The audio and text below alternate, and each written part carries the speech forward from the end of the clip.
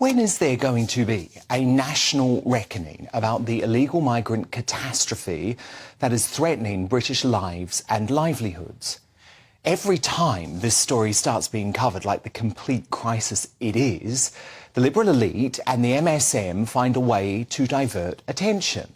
So this week, rather than talking about the continued invasion via our southern border and the brazen people smuggling gangs that are now completely out of control, the establishment would much rather try and focus on the perfectly pleasant conditions on board the Bibby Stockholm barge and some straight talking from the Conservative Party's deputy chairman, speaking about the barge refuseniks.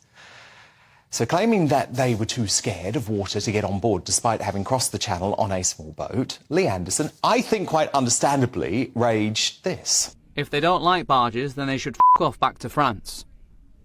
Speaking in more moderate but still very clear terms, he was backed up by the Immigration Minister Robert Jenrick today, who made it clear illegal migrants to this country have no choice about whether they get to stay in a hotel or a barge. Always house people in decent, legally compliant accommodation, but it's not right that people can pick and choose and expect to be put up in four-star hotels, and that's the change that we're bringing about.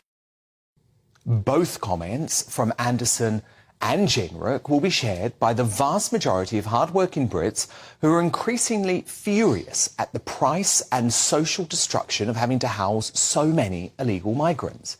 But as part of the usual distraction from what really matters, cue faux outrage from the establishment media.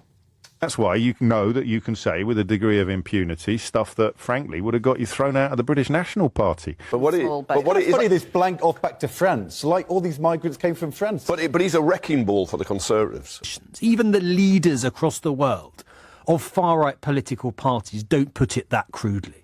This is ramping up the rhetoric and, as a result, really to just try and distract from the fact that the government is failing. So should Rishi Sunak sack Lee Anderson for the thing he said about migrants?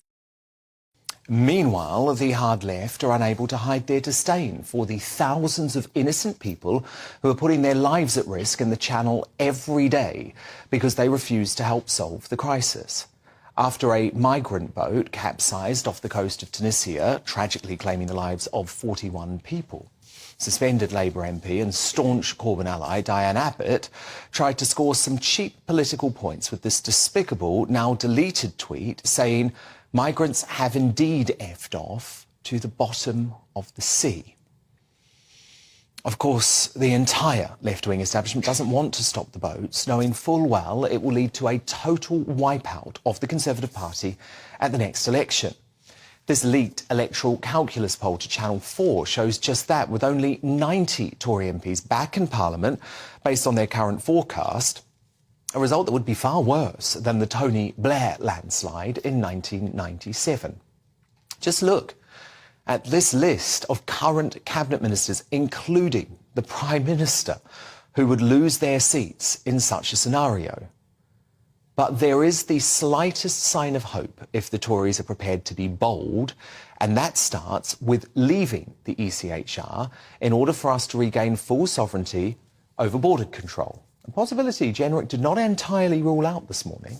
Do whatever is necessary, ultimately, to defend our borders and to bring order to our asylum system. Right, whatever necessary, including leaving the European Convention on Human Rights, potentially, if you feel you have to. Well, we will do whatever is required. Leaving the ECHR has been required for the past 3 years. So the time for talk is long over. Only a dramatic policy overhaul, which will infuriate globalist organisations and the entire political and media establishment, can start to clear up this mess.